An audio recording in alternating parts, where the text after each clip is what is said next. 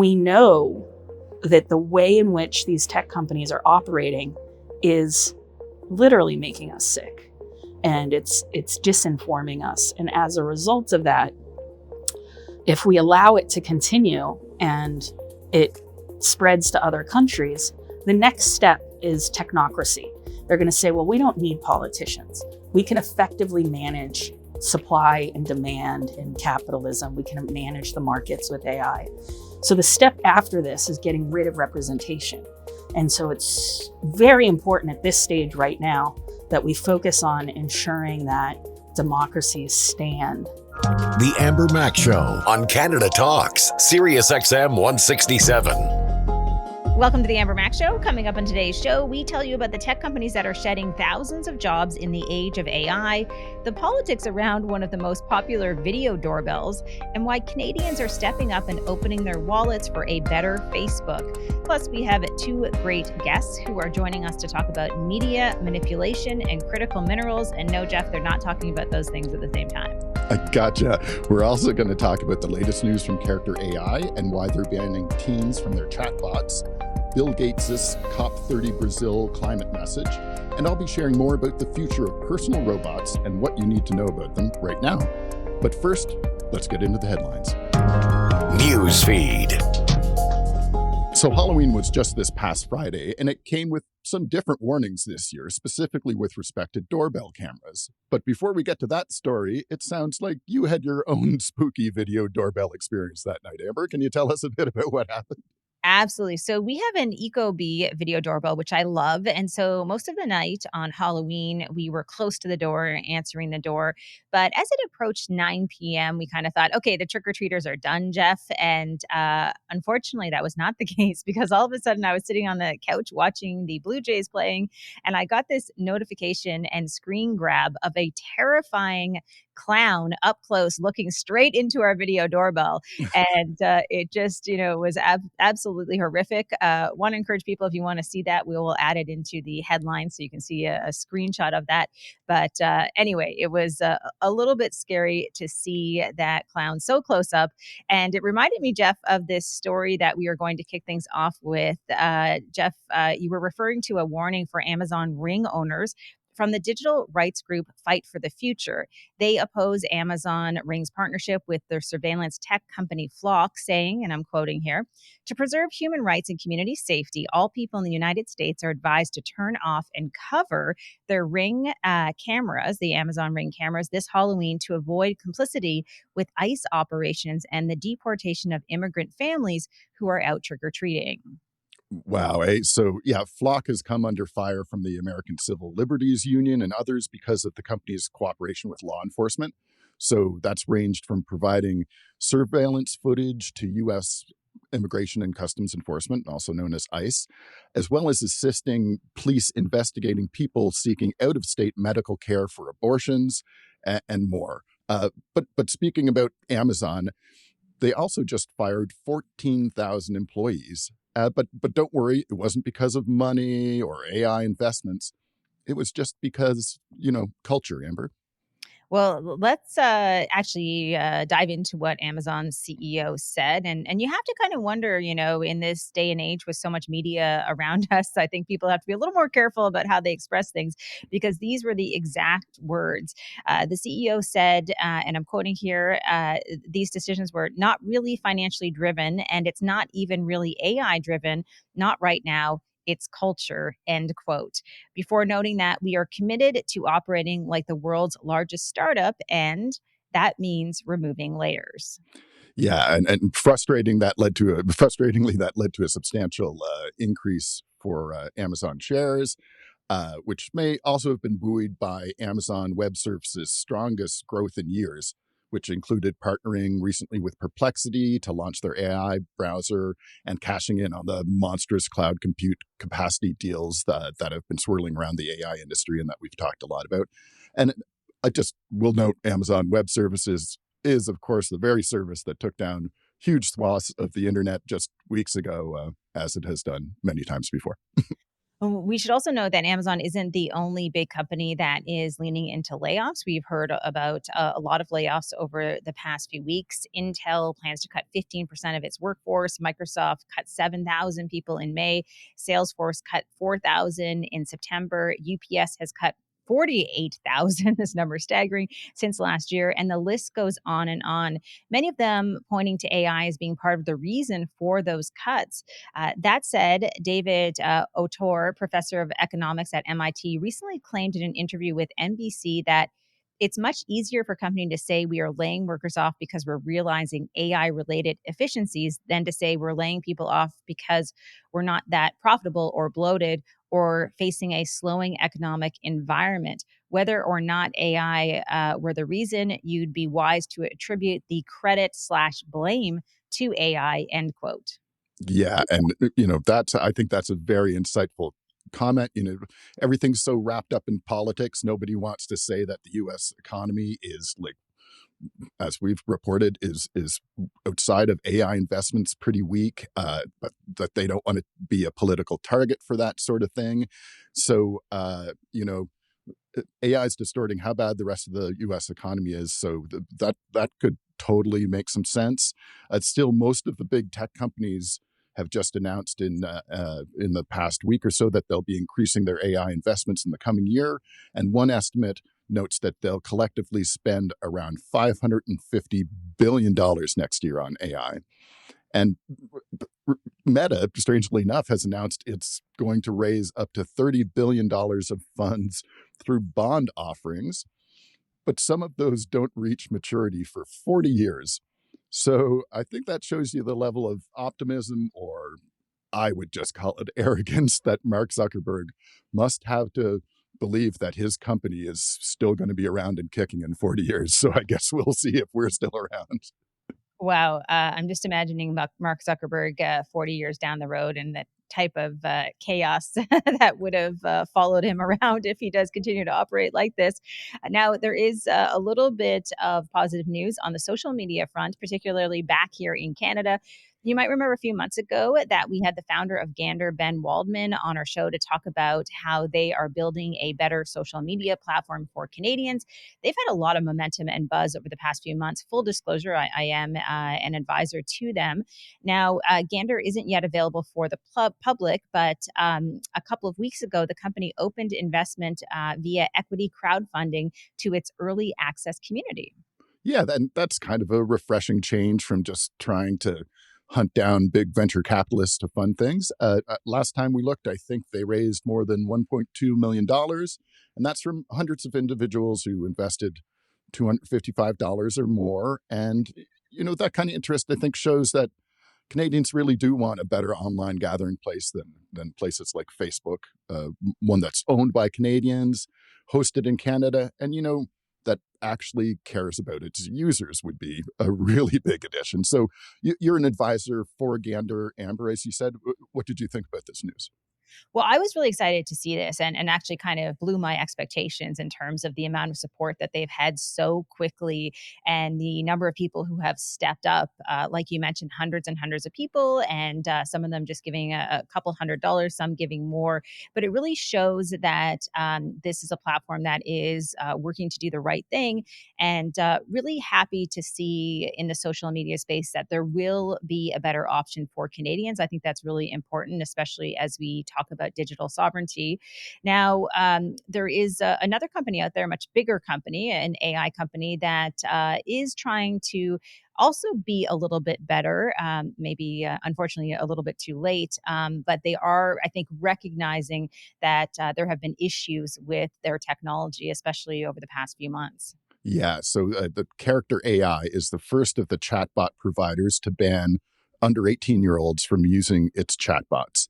So this is unfortunately seems to be driven by multiple child safety lawsuits, including one by the mother of a 14-year-old boy who committed suicide after using Character AI's chatbot. And we've covered other stories like that. But the lawsuit thing, that's just par for the course for big tech these days. Wait until somebody takes you to court before maybe possibly trying to do the thing you should have done in the first place.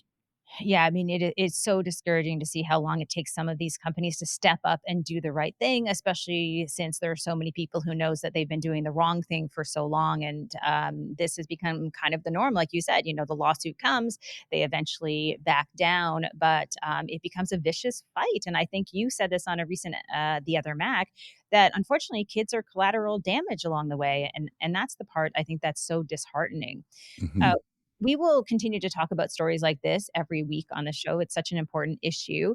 Let's turn now to something that's a little bit more uplifting. Scientists have recently and successfully used a very novel storage medium as computer memory, shiitake mushrooms. Yeah, that's so cool, I think. And what they're doing, they're basically leveraging the fact that mycelium networks, which are things that grow all throughout mushrooms, it's kind of what they're made up of, are similar enough to neural networks that scientists have been able to store and transmit information through them. And the researchers noted, and I quote, the future of computing could be fungal, which is a phrase I can't say that I've ever heard before. So that's another interesting thing. Yeah, very, very cool. I did not see that story, so excited to hear how that one evolves. Another great scientific advance was recently made in California that may have more immediate practical value for a lot of people, and that's the first flight after a decade of development by NASA and Lockheed Martin of the X-59 supersonic jet, whose goal is to allow travel faster than the speed of sound without the accompanying sonic boom that was the downfall of the Concorde supersonic passenger jet in the 1970s. Yeah, in fact, they passed laws because of that. Also because of some pollution things as well, but the sonic boom thing drove people crazy. So the X-59 travels roughly twice as fast as regular commercial jets. They're getting around the sonic boom thing in a couple different ways where they've got a more pointed nose on it. I think they've even tried putting the engines above the plane, which kind of disrupts the boom, so you don't hear it quite as an intense a sonic boom, and they claim that it is much more bearable. So going roughly twice as fast as commercial jets is great because I certainly would like my air travel time to be cut in half. And, especially as I think where I've found, at least anecdotally, that air travel is getting increasingly unpleasant in many ways, but one certainly from a turbulence perspective due to climate change. And that brings us to our next story, really, which is a pretty sobering announcement by Bill Gates ahead of COP30 in Brazil. Yeah, absolutely. We've talked before about Bill Gates and how he seems to be one of the more responsible tech billionaires, although I'm not sure how much that is saying in today's day and age, because there are very few of them who are responsible at all. The letter he wrote here says a lot about where the world is today. He titled the letter Three Tough Truths About Climate and saying, what I want everyone at COP30 to know. And the letter read, quoting here again, the doomsday outlook is causing much of the climate community to focus too much on near term emissions goals, and it's diverting resources from the most affected things we should be doing to improve life in a warming world. Also, noting that it's time to put human welfare at the center of our climate strategies. Seems pretty obvious, Jeff. Yeah, and he said that people may not agree with this, but I'm not saying it because I think people will agree with it. I'm saying it because it's intellectually defensible and he thinks it's right. And I really sympathize with what he's saying. Basically, that in focusing too intently on immediate climate solutions, we risk leaving the people we're actually trying to help with those solutions behind by ignoring some of their more pressing problems. Uh, and I think this is also him being a realist in the face of growing political obstacles that are getting in the way of climate action from two of the biggest polluters in the world, China and the U.S. We've seen the U.S. moving backwards on all sorts of climate things for no good reason. At times, it just seems like it's politically motivated because they want to own the libs or something. But in that respect, I'll also note that Canada has missed every single solitary one of our emissions reduction goals since 1990. And keep in mind, two-thirds of those years were spent under federal liberal governments who reliably and dependably painted themselves as responsible and concerned environmentalists. So it's not like Canada has a lot to brag about on that front either. It's going to be really interesting to watch what Canada does on the climate front under our new prime minister, because he has also been someone who has always taken a climate first approach, I think, to many solutions. But we're also in a very strange time right now. So Yeah. we will keep an eye on this story. Now, we know that big tech's AI obsession isn't going to make fighting climate change any easier, given the huge amount of energy that these companies consume. But that's not stopping companies from trying to build robots stuffed full of AI, batteries, and other expensive parts. I'm so excited about this segment, Jeff. You're going to talk about the growth of personal service robots, their benefits, and their risks. That is next in The Other Mac. The Other Mac. Well, the California-based robotics and AI company 1X has just begun taking orders for its 5'6", 66-pound Neo home robot, becoming the first tech company to offer a fully fledged robot to consumers, beating out Figure AI's Figure 3 and Tesla's Optimus humanoid robots. 1X characterizes their robot as follows: the world's first consumer-ready humanoid robot designed to transform life at home. Neo automates everyday chores and offers personalized assistance so people can spend more time on the things that matter. Now, you can buy the robot outright for $20,000 or pay a $50 monthly subscription. Deliveries begin in 2026, but the Wall Street Journal got a hold of an early version of one of these robots to test, and the results weren't terribly impressive. For example, to complete the task of getting a water bottle from a fridge just 10 feet away, Neo took over a minute, and it took 5 minutes to awkwardly load just 3 items into a dishwasher. But those shortcomings pale in comparison with the big catch, namely that for many tasks, Neo is actually directly controlled by a remote human operator, not by AI. You may remember Tesla's We Robot event from about a year or so ago, where Musk said his Optimus robot can be a teacher, babysit your kids, it can walk your dog, mow your lawn, get the groceries, just be your friend, serve drinks, whatever you think of, it will do. Unfortunately, unbeknownst to many in attendance at the event, Musk's robots were being teleoperated by humans for almost everything they did except just walking around. This extended to needing human assistants to hold conversations, and indeed, upon being asked, "What's the hardest thing about being a robot?"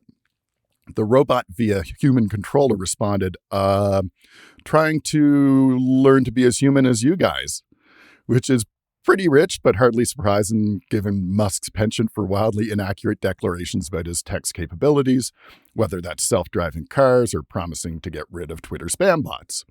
Thankfully, 1X's CEO is at least open about humans being used for many tasks, saying that you have to be okay with this for the product to be useful, and that if we don't have your data, we can't make the product better. Well, fair enough, although I would hope consumers and businesses alike are getting a little bit tired of being asked to pay for the privilege of being used as guinea pigs for undercooked tech.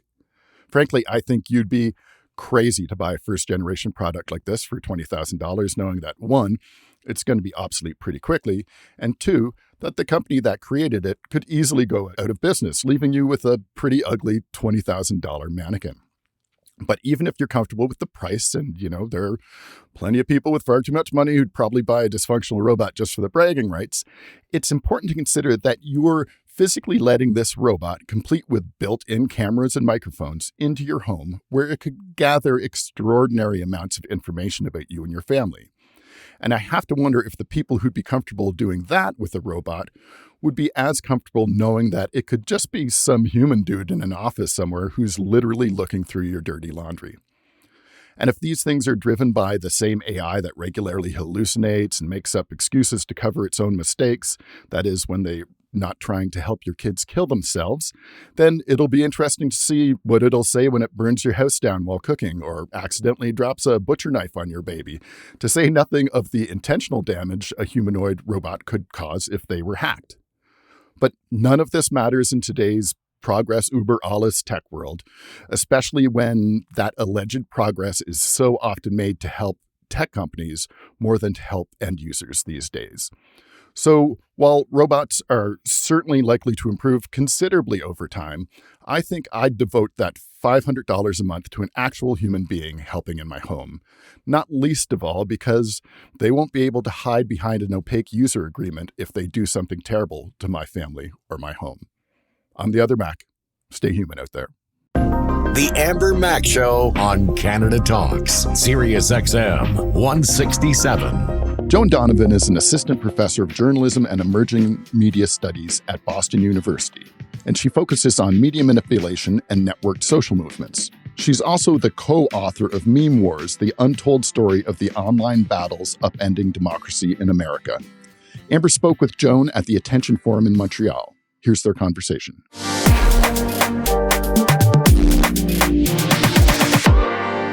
Tell me a little bit about what you do. So for the last decade or so, I've been researching network social movements and media manipulation and disinformation. So effectively, the rise in disinformation campaigns as it relates mostly to hate, harassment, and incitement. Very much interested in the stories of where these digital disinformation campaigns touch down locally and create havoc and, unfortunately, end in political violence a lot of the time.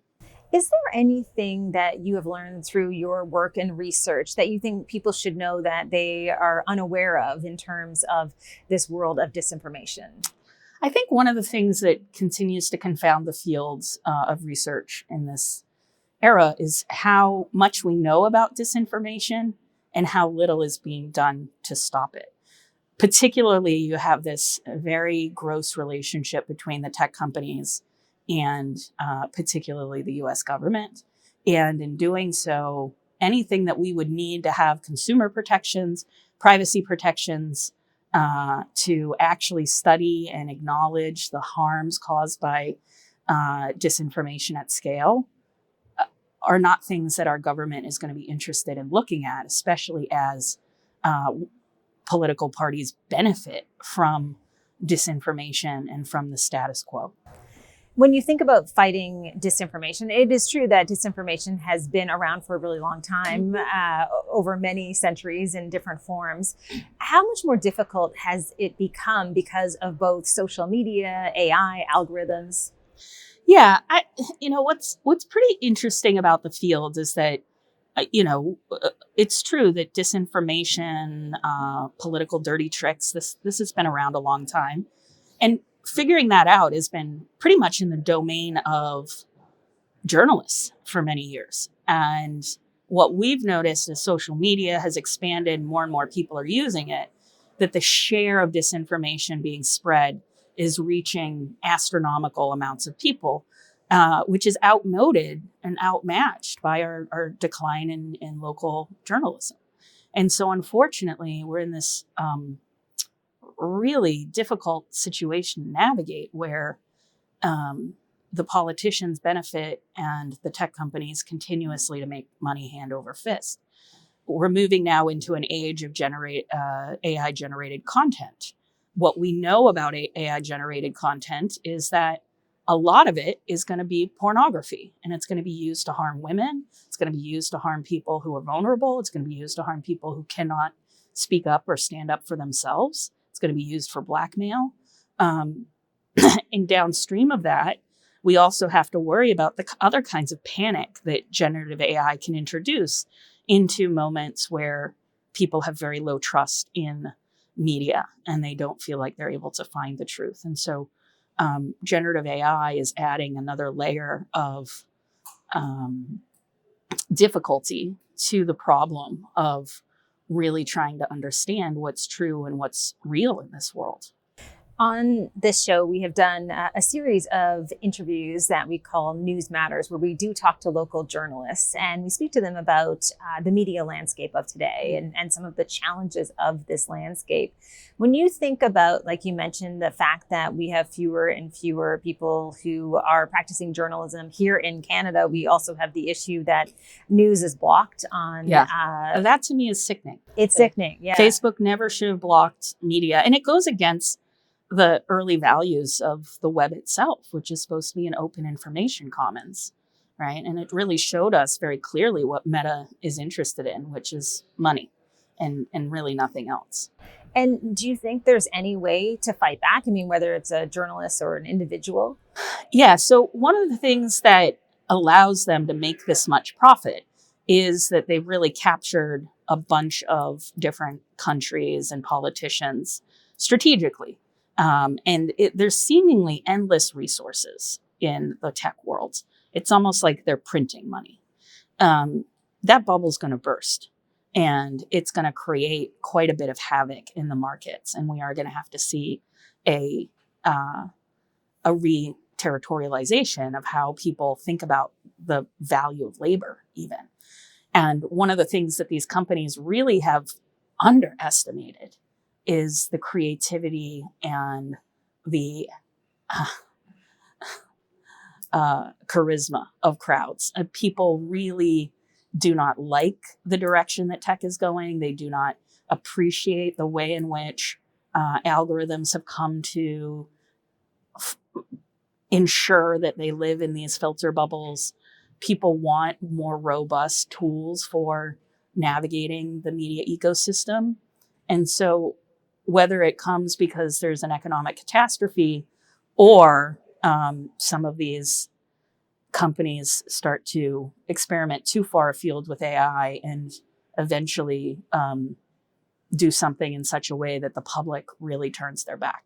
And I do think that, unfortunately, the way that big tech is insulating itself right now by cozying up to the US government is really ensuring that every other country starts to think about building their own tech economy, starts to think about building their own digital infrastructures, especially governments who want to have an informed populace, because it reduces sickness, it reduces homelessness, it reduces all kinds of poverty when people are able to look at what's happening in the world and pick and choose how they want to participate in it.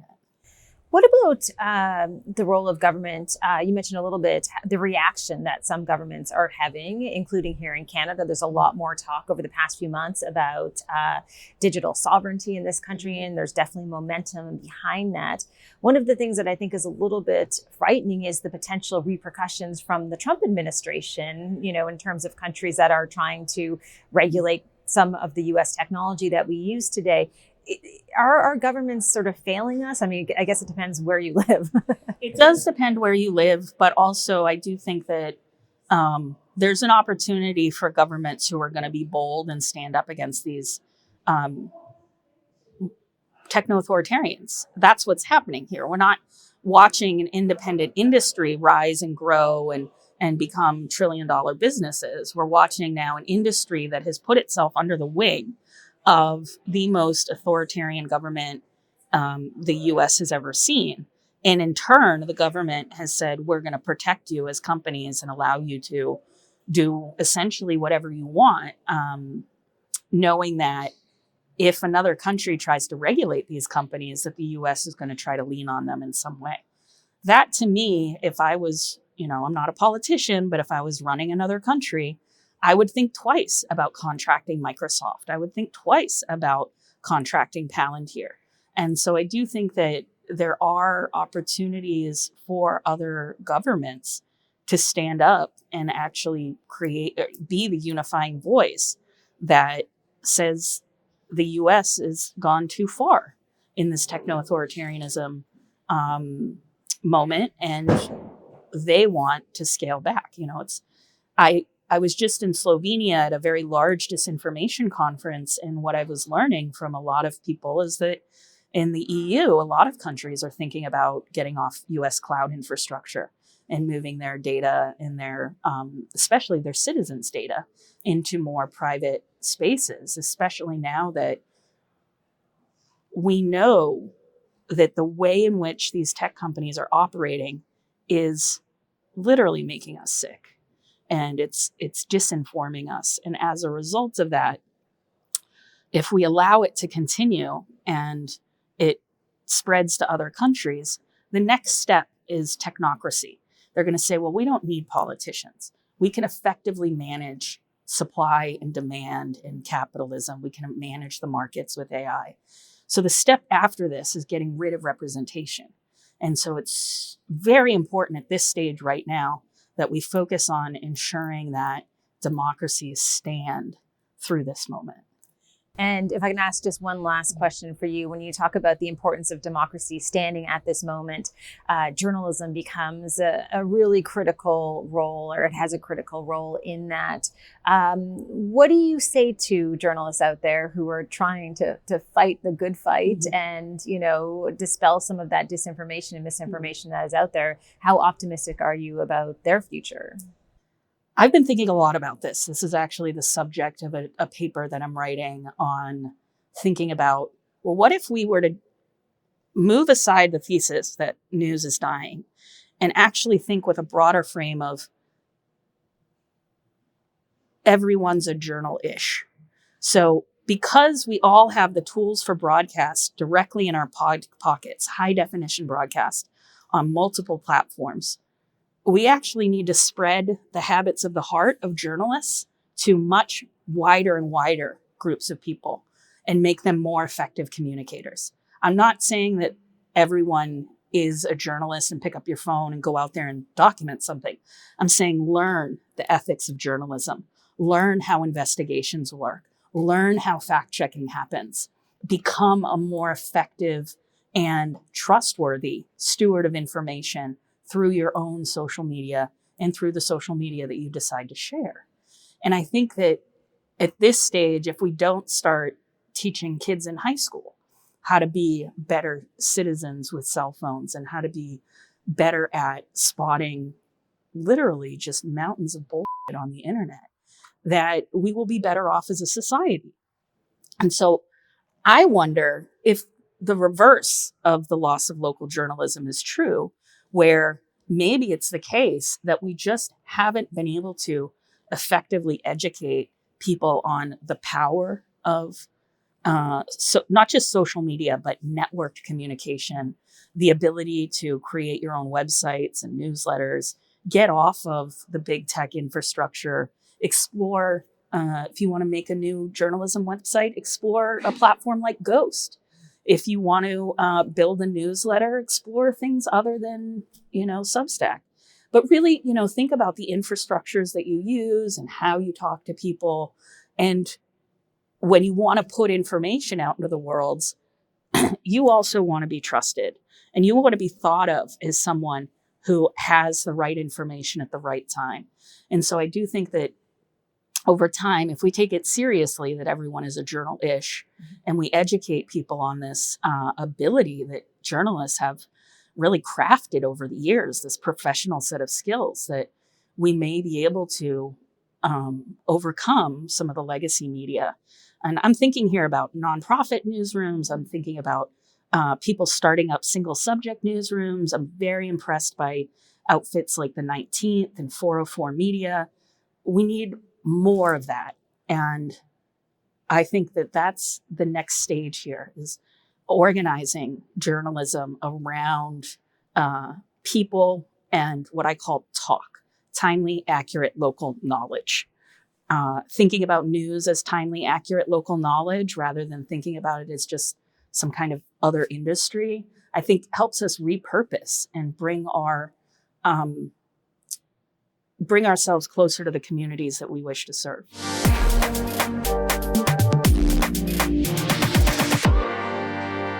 Thank you, Joan and Amber. Next up on the show, why critical minerals in Canada are now officially an essential part of our national defense and security, and what that means for the future of tech. You're listening to The Amber Mack Show on Canada Talks, Sirius XM 167. On October 31st, Canada officially designated critical minerals as essential to national defense and security. As the CBC explained in a recent article, those minerals are essential for modern technologies like electric vehicles and clean energy, and Western nations have been growing increasingly anxious over China's control of their supply chain. Amber recently spoke to Ontario's Minister of Energy and Mines to learn about the importance of mining and the province's plans for the future. Minister Lecce, thank you so much for joining me today. Thank you. Good to be on. This entire season is about origin stories. So I wanted to ask you about yours. Before becoming Minister of Energy and Mines, how did you view the mining industry, and has your perspective shifted since you started working in this new role? Well, I think as a Canadian, we've really romanticized the imagery of Canada's North.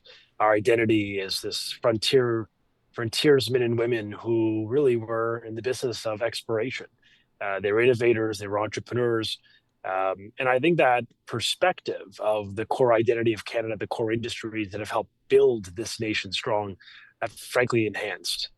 It gives me great pride when I'm abroad and the world turns to Canada as a source of inspiration because we have the most ethically sourced resources on earth for human rights and the rule of law and labor standards, environmental protections. Indigenous rights are codified and lived out. So, look, I always had a good impression. Many of my own, many immigrants that came to Canada, including Italians from my own family, many of them worked in the mines, worked in the north, helped to physically construct the country. So my impression was good. It's even better today, and it's because of the people at the heart of the mining sector. I wanted to ask you a little bit more about this subject and a trip that you recently took to Washington, D.C., where you said the Americans are waking up to the reality that they are dependent on China for critical minerals and they need an alternative. Ontario is the answer. Why is it so important for Ontario that our trading partners work with like-minded democracies such as Canada? When you think of nickel, cobalt, graphite, magnesium, the U.S. is very much reliant on Ontario when it comes to these key resources. But the truth is, the United States currently, for rare earths, is over 90% beholden to the Chinese government, the Chinese regime. And I think for any one of us who cares about democracy, I mean, I spent time in North Africa after the Arab Spring, in Tunisia twice, really after the fall of their dictator. And I will tell you, democracy is fragile. And for like minded democratic nations, those that actually care about freedom and care about the rule of law, then they will lean in to working together to buy from and support each other instead of literally financing the very regimes that are weaponizing their resources for their own geopolitical ambitions. I think of Russia being the prime case study where natural gas has been weaponized against Europe, and yet they are beholden to that country for cheap natural gas. And so the catch 22, and here we are, even today, some nations still purchasing Vladimir Putin's natural gas. And so my message to American colleagues, I just had congressional leaders in Queens Park just a few weeks ago, was the choice is binary for the world. Either they will intentionally buy democratic sourced Canadian made resources from their closest ally and number one customer by far, or they will continue to finance these, authoritarian regimes abroad. And when I put it that way to particularly Republicans, you get their attention because national security is energy security. So no matter where you lean on this, on the Democratic side, if you're moved by environmental protections or labor standards, or on the right based on, for example, national security imperatives, all roads lead back to Canada. And we want to keep hammering that message to our American friends. They can say they don't need us. I heard the president say this. I think objectively speaking, that the numbers bear fruit. I mean, the United States is 100% reliant on China on all these rare earths. And we have 12 of the 50 critical minerals they need in our backyard. So we're going to keep making the case that working together is in our national interest and it's the interest of our values. Let's talk a little bit more about what is in our own backyard. As I mentioned, this is the fifth season of This Is Mining. We've been talking about critical minerals, of course, along the way. When we look at the provincial critical minerals strategy, it is really ambitious, wanting to make Ontario a true mining and clean energy superpower. What do you see as the greatest opportunities, as well as some of the challenges along the way? Well, we're Canada's top mineral producer. Almost a quarter of the total production is happening in Ontario. We really are a key leader in that clean energy future that Canada wants to flex that muscle. I mean, we are a clean energy superpower today, I would submit, but it's really about embracing this good to great principle. I mean, we do a lot, we export a ton, but there's so much more potential left on the table if we don't move with a greater sense of ambition and speed. I'm a big believer in challenging the status quo because, look, our system today currently it takes about 15 years to open a mine in the province. We are one of the slowest permitting regimes on earth. And it begs the question, I'm not, and trust me, I'm not inspired by the likes of China or Russia that can move a lightning speed because they have no protections of any, for any labor or environmental. I'm looking to the Australias, the European Union, a comparable Western democracy in the case of Australia with indigenous protection. If they can do it in literally half the time, why is it that it takes 15 years on average? Why are we the second slowest, permitting regime on earth in the OECD? And so we've brought forth a bill designed to challenge that, to move at a greater sense of speed and to really help achieve the public policy of self-reliance. And I hear politicians say it all the time, we need to be more self-reliant. Well, my goodness, if we care about the creating more jobs at home and decoupling our purchasing of Chinese batteries or Chinese owned mines in, be it in Africa or Indonesia and other parts of the world, then we will all be better off. And so I really do believe our energy strategy and our critical mineral strategy is really predicated on scale, moving faster, cutting the permitting timelines by half, and really reimagining how we can get to yes in partnership, because we just can't be the outlier. And look, I care about a cleaner, greener future for the next generation, but I also care about creating jobs today. And both of those imperatives are achieved if we in Canada and Ontario do our part to make us a prime destination for investment. And we're leading the world, leading the country in exploration, over $1 billion last year alone. But look, we have a lot more to go. The Ring of Fire, the largest, multi-commodity, over 7,000 square kilometers of land that has yet to be discovered. And so rare earths, critical minerals, it's all there. And so our government has initiated a new road building project. We're asking the feds to work with us to help speed it up and remove the duplication. So my point is, we do a lot, but we could be so much more. And that's why this vision of permit reduction is really critical to seizing the moment, to really punching above our weight and transforming ourselves into the energy superpower we ought to be. Another challenge that I think all of us face when it comes to mining is myths and misconceptions. Before I started hosting this series, I wasn't that familiar with mining, and I had a very outdated view on the mining industry in general. So in some ways, there's also sort of this information landscape where people don't really understand how mining works. What do you think about some of those myths and misconceptions that are out there? Yeah, I mean, look, this is not mining of our grandfather's generation. I mean, this is a very mechanized, advanced, technologically advanced industry that's embracing AI and other cutting edge innovations. I mean, it is exciting, though, for me to help connect the dots, because I think in Southern Ontario, to the extent that we perhaps in the GTHA and across the South may think about critical minerals as some far off thing. The truth is, my cell phone, my iPad, every piece of tech like that is in front of me right now, and you and the people watching, all of it was sourced from a mineral. The question is, from where? And I would submit likely, based on just probability, it came from China.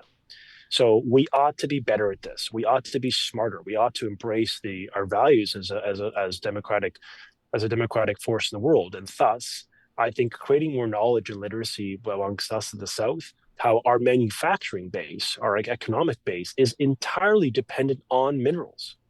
And so that was a really important lesson for me, because I didn't have that knowledge coming into this file. And I'm really proud, as I've learned about it, just how much of what we do in the South, our manufacturing economy, is not, and say wholly dependent, but it is strongly connected to access to minerals. And so I care about that. I care about the clean energy economy. We think about our battery expansion to harness power. Those are all coming from China today. So if we can get these resources out of the ground, we could do something good in the world. And I want to sell more into the US, sure, but I also want to make sure we've got our own access to critical minerals for our own national security. And Canada's very dependent on China. And that worries me in a world that's becoming very um, complex, and geopolitics is becoming, frankly, very fractured and binary. We've got to make sure we've got security of supply of everything from nuclear fuels to minerals to energy. We cannot be dependent on anyone. I mean, my goodness, America's a democracy, sure, but even during the pandemic, they denied us access to life-saving equipment. So we ought to, I think we've smartened up as Canadians. I think self-reliance is our priority for the premier and the government, and I think this is the plan to do it. Cut down the red tape, reduce the permitting timelines, and work in partnership to do the big things that Canadians expect. There is also a need to attract more people to the mining industry, especially young people. When you think about the next generation, what do you think is the most powerful case you would make to a young person who maybe has never considered mining as part of their future? Well, first off, as I mentioned, this is not our grandpa's, grandfather's industry. This is really a cutting edge space with good paying jobs, unionized jobs.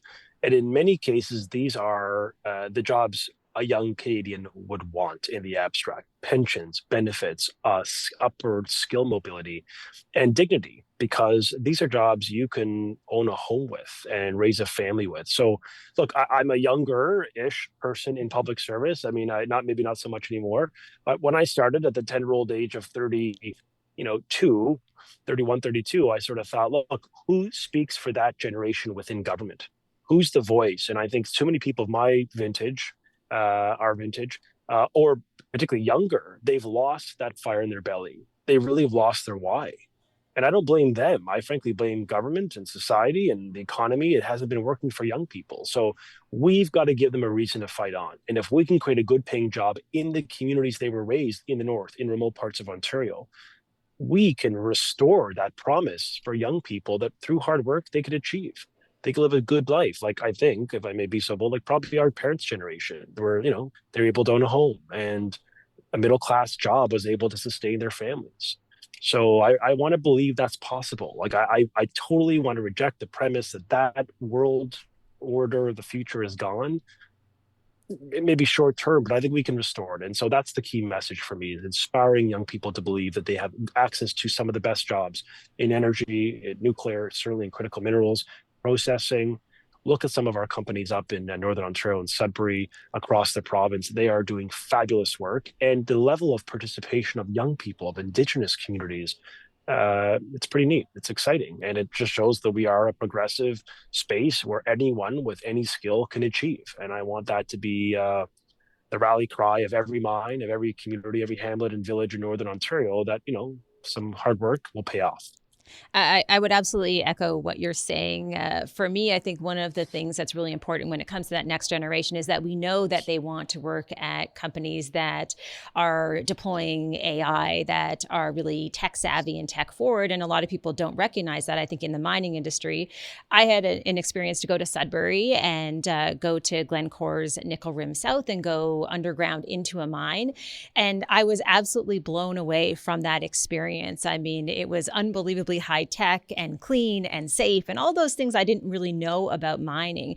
That really left me with such a positive impression of the mining industry, but also excited, like you are, about the possibilities. When you think about moments or conversations that have left an impression on you, what are some of them?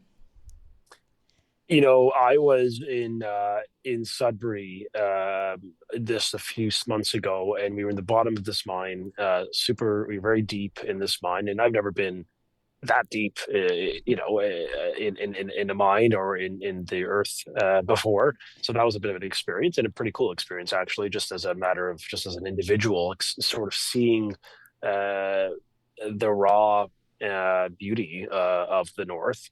And I remember getting out, and we met a few workers, and many of them were, one gentleman, he was an intergenerational worker. So his father was a miner, he's a miner, and great pride, great Canadian, beautiful story, family immigrants many generations ago.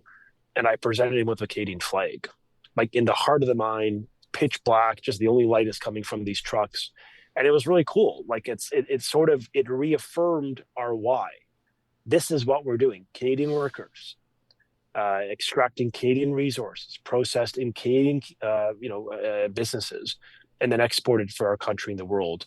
That story, is a dose of patriotism. It's like, my goodness, this is what it's about.